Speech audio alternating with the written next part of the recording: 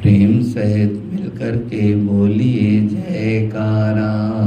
बोल मेरे श्री गुरु महाराज की जय।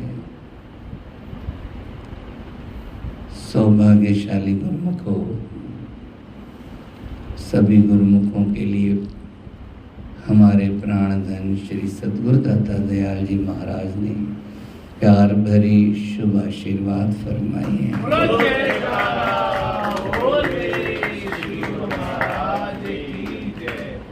गुरुमुखों, संतों महापुरुषों का मत आपने सुना और संत महापुरुषों के लिए लिखा है, सबके अति साजन संत जना, वह झूठ ग्रहा न कहें कभी। सबके अति साजन है। अति साजन का मतलब होता है शुभ चिंतक से भी बढ़कर।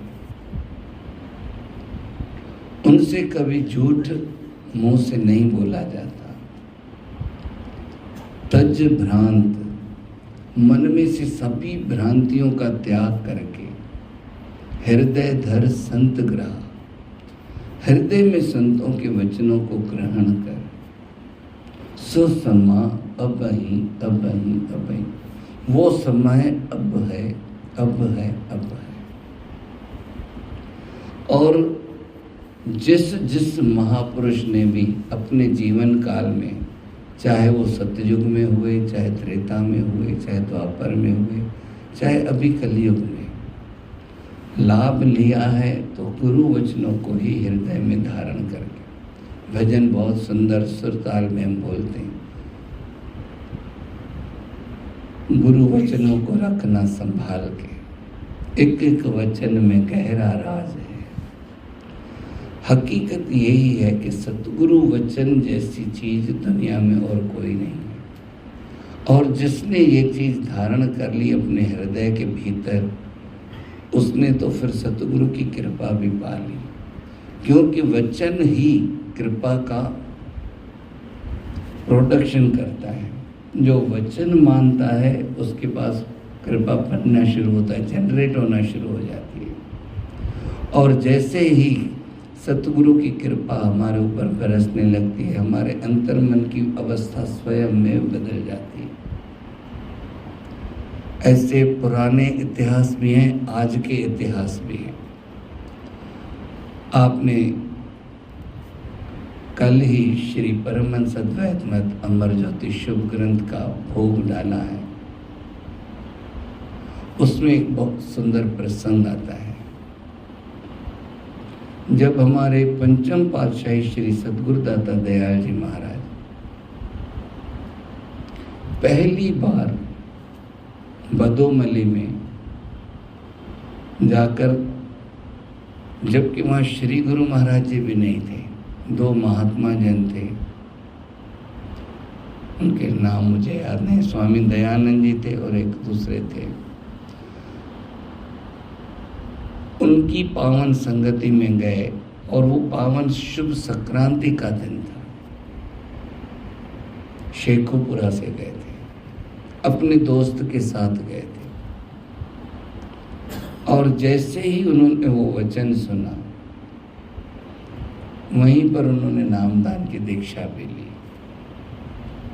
और उन्हीं की सत प्रेरणा से श्री आनंदपुर आए, जहाँ श्री गुरु मैं तीसरी पातशाही जी ने फिर से, वो जानते थे कि भाई ये किस हस्ती के मालिक हैं और आगे चलकर इन्होंने क्या करना है। ऐसा वचन फरमाया और उस वचन को गुरु महाराज जी ने बांध लिया अपने हृदय में कि भक्ति पथ पर अग्रसर हुए हो तो संसार की ओर अब नहीं निहारना। उसमें वचन भी आया कि भक्ति गेंद चौगान की, भावे कोई ले जाए। जैसे बाल खेलते हैं फुटबॉल, बाल तो बीच में रहती है पर चतुर खिलाड़ी गोल कर लेता है। वैसे ही भक्ति भी एक गेंद के रूप में सबके सामने है, पर गोल वही करता है जो पूरा ध्यान उस गेंद पर रखता है। कहे कबीर कुछ भेद नहीं, कहा रंक कहा राय। रंक हो राय हो कोई फर्क नहीं, वहाँ तो जो भी करे। उन्होंने भी बस उस वचन को दृढ़ता से बांध लिया। भाई लहणा हर साल देवी के दर्शन पर जाता था, ज्वाला देवी के दर्शनों। एक दिन दर्शनों पर ही जा रहे थे, पर ख्याल आया कि करतारपुर में गुरु नानक देव जी महाराज, सुना है तब नानक तप्पा बोलते थे उनको, भाई कोई तपस्वी है। गुरु नानक भी नहीं बोलते थे, उन्होंने उन्हें गुरु माना भी नहीं था, घर गृहस्थ में रहते थे। सबको कहा भाई चलो दर्शन करने, सबने मना कर दिया, ये अकेले चल पड़े। और जब पहुंचे उनके घर का पता पूछते हुए तो ये गुरु महाराज जी चावल की खेती करवा रहे थे, तो उस वक्त फसल तैयार थी। चावल की खेती कटवाने के लिए कुछ सेवकों को लेकर खेतों पर गए हुए थे। पता पूछते ये भी वहां जा पहुंचे। शास्त्रों में लिखा है कि नमक की एक थैली भी लेके गए थे भंडारे के लिए। जब वहां पहुंचे तो श्री गुरु महाराज जी को मत्था टेका। वो तो एक नज़र में पहचान गए। ग्रंथों में लिखा है, उससे भी फरमाया कि ये धान काटा है, धान चावल को ही कहते हैं, इसके बड़े बड़े बंडल बने हुए हैं, तो उठा के घर तक ले चले। सत्वचन कह दिया। गुरुमुखों को कहा इसके ऊपर रखो, एक रखा है, बोले एक और रखो, फिर बोला एक और रखो, 3 रखवाए। और ये भी श्रद्धा से लेके घर तक पहुंचा। खुद माता नानकी हैरान हो गई, भाई वो बेचारा अभी आया है, अच्छा वो गुरुमुख भी नहीं है, उसे तो कुछ अभी गुरु भक्ति की समझ भी नहीं है। श्री गुरु महाराज को फरमाया, विनती की, भगवान आपने उसको 3 बड़े बड़े बंडल रख दिए हैं धान के, कुछ तो उसके ऊपर दया करते, वो नया नया है। श्री गुरु महाराज ने फरमाया, कौन कहता है नया है?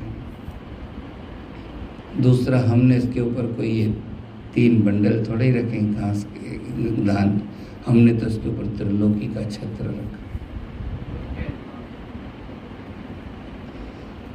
जो धान में से कीचड़ बहता हुआ इनके कपड़ों पर गिरा था, कहने लगे ऐसे कपड़े हो गए। बोले तो देख ध्यान से, केसर के दाग हैं। उसी समय उसे केसर का दाग नजर आने लगा। तो ये महापुरुष एक वचन को पकड़कर उसके पीछे जुट जाते हैं। कुछ पुराने संस्कार होते हैं और कुछ क्रियमाण कर्म होते हैं। क्रियमाण कर्म का मतलब है हाजिर वक्त में हम जो कर रहे हैं। पुराने संस्कारों ने गुरु दरबार पहुंचा दिया, अभी क्रियमाण कर्मों से ही हमारा फिर सतगुरु से प्यार, रिश्ता घनिष्ठ होता है। और जैसे जैसे सतगुरु से रिश्ता जुड़ता है तो वहाँ से एक रहमत की धार भी आने लगती है, क्योंकि ये चीज़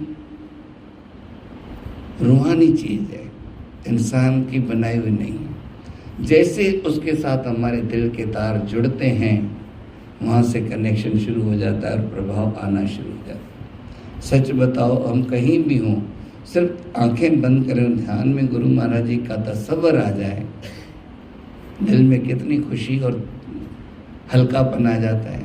अब गुरु महाराज जी मेरे साथ हैं। कई गुरुमुख बताते हैं, हम ऐसे मुश्किल में फंसे हुए थे, ध्यान किया, गुरु महाराज जी का दर्शन हुआ, आशीर्वाद है, हमको इतनी ताकत आ गई कि अब हमारे को सब कुछ हो जाएगा। सिर्फ उनका ध्यान में दर्शन हो जाए तो इतनी हमारे को तसल्ली हो जाए।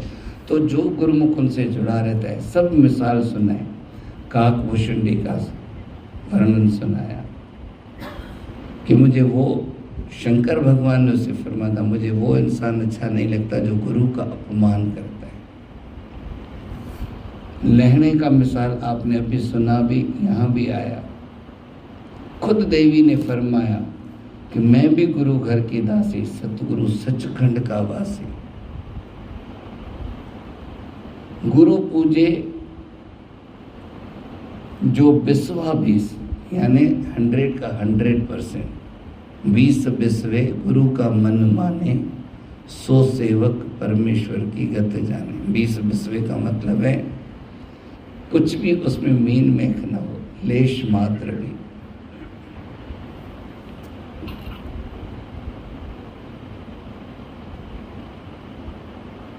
उस पर मेरी है आशीष। फरमाते हैं जो गुरु का वचन विश्वास मानता है उस पर मेरी आशीष है।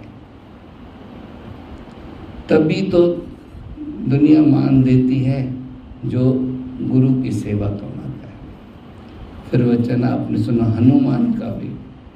श्री राम भगवान ने उसे फरमाया कि वो गुरु कृपा की वजह से प्रसन्न हुए और सब जगह मुझे मान सम्मान मिलता है। फिर ग्रहों का गुरु बृहस्पति, उन्होंने अपने ग्रहों को क्या आदेश दिया है?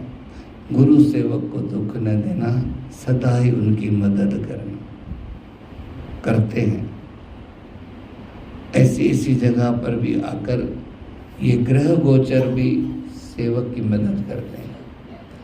आगे और फरमाते हैं नारद ने अपने गुरु पर श्रद्धा न रखकर अश्रद्धा से एक अक्षर बोल दिया। मैंने गुरु तो कर लिया है, पर का मतलब है कि मेरे को उसमें भी डाउट है, सही नहीं किया। भगवान ने उसी समय श्राप दे दिया, तूने गुरु के ऊपर पर अक्षर का प्रयोग किया है, जा 84 की तेरे को सजा है। 84 लाख जूनिया रो पड़ा, बोले मुझे बचाओ, मेरे से गलती हो गई। बोले ये रास्ता फिर गुरु जी बताएंगे, हम नहीं बताएंगे। भगवान की आज्ञा से ही वो गया था। भगवान ने फरमाया जो तुझे पहले मिले उसको गुरु धारण। अब धीमर मिला, शायद मन तो नहीं मान रहा था इसको गुरु करूं, पर थे तो वो भगवान ही। जाकर उनके चरणों पे गिरा, मेरे से गलती हो गई, मैंने ऐसा कहा, भगवान ने मुझे श्राप दे दिया है। बोले ठीक है, छूट जाएगा 84 से। कैसे? बताया, जाके भगवान को बोलो कि 84 है कैसे, हमको पता ही नहीं है, जमीन पे उसका नक्शा बना के दो। बोले फिर? बोले जब वो नक्शा बना ले उसमें एक लेट पेट कर लेना, उसमें पूरी परिक्रमा कर लेना। पूछेंगे भगवान ये क्या कर रहा है, जवाब ये देना वो भी 84 आपने बनाई, ये भी आप नहीं बनाई, मैंने अपनी 84 भुगत ली। हुआ भी ऐसा। फिर भगवान ने पूछा किससे युक्ति मिली? बोले गुरु से। सतगुरु में श्रद्धा जिसने रखी उसका बेड़ा पार होने में देर नहीं है। बेड़ा पार होने में रुकावट ही तब आती है जब श्रद्धा में कमी आती है। अंत में फरमाते इसलिए सदा सतगुरु का ध्यान करो। देवी देवताओं का भी आपने राया सुन लिया, जो भी सतगुरु की सेवा करता है सतगुरु उसको भर देता है। इसलिए जब तब इस समान कोई जब तब दान नहीं। गुरु नानक का ये फरमान, कलयुग को सतयुग बनाने सतगुरु देव पधारे। इसलिए गुरुमुख को हमारा तो स्वर्णिम सौभाग्य है, हमें बिना किसी मेहनत के सतगुरु मिले। इतना हमसे प्यार करते हैं, इतनी हमको अपनी भक्ति की दात से माला माल करते हैं। हमेशा उनके चरण में कमलों में शीश झुका कर रहें।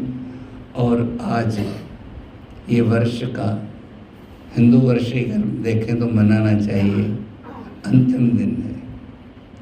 आज भी जो गुरुमुख गुरु दरबार पहुँचे हैं, अभी दिल से दंडवत प्रणाम करके यही आशीर्वाद मांगें कि इस साल में भी जो हमसे कोई कमी पेशी रह गई हो और जो भजन भक्ति से भी हम थोड़े बहुत वंचित रह गए हों, आप आशीर्वाद करके उस कमी को भी पूरा करें। कल फिर चेटी चांद, गुड़ी पड़वा, हिंदू नववर्ष का विशेष पर्व है। सवेरे सवेरे आके श्री गुरु महाराज जी की आरती पूजा करके, उनका दर्शन करके, उनकी आशीर्वाद लेके नया वर्ष शुरू करना। तो नया वर्ष भी पूरा मंगलमय होगा सबका, और गुरु महाराज जी की आशीर्वाद हमेशा हमेशा हमारे साथ रहेगी। बोलो जय श्री श्री गुरु महाराज की जय।